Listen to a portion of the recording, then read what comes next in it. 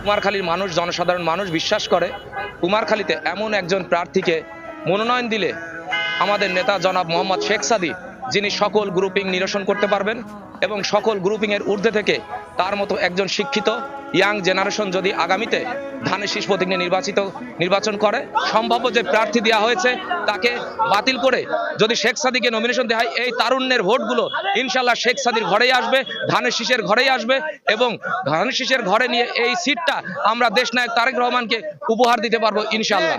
সেই 91 সাল থেকে দেখে আসছে একটি পরিবার থেকেই মনোনয়ন দেওয়া হচ্ছে। 91, 96, 2001, 2008, 2014, 2018, 2000।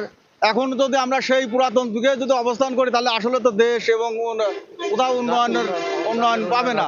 আমরা চাই আমরা যারা তারুণ্যের ভোট দেব তাদের অবশ্যই এই নতুন লোককে আমরা বেছে নিতে চাই এবং সে তার চাওয়া পাওয়ার কোনো কিছু নেই, তো তার সবকিছু উন্নয়নের দিক থেকে আছে। ধানের শীষের প্রার্থী ঘোষণা করা হয়েছে, সেই রকম কোনো কুমারখালী খুকসাতে সম্ভাব্য প্রার্থী ঘোষণা করা হয়েছে, কিন্তু মাঠে কিন্তু সেরকম কোনো সাড়া নেই।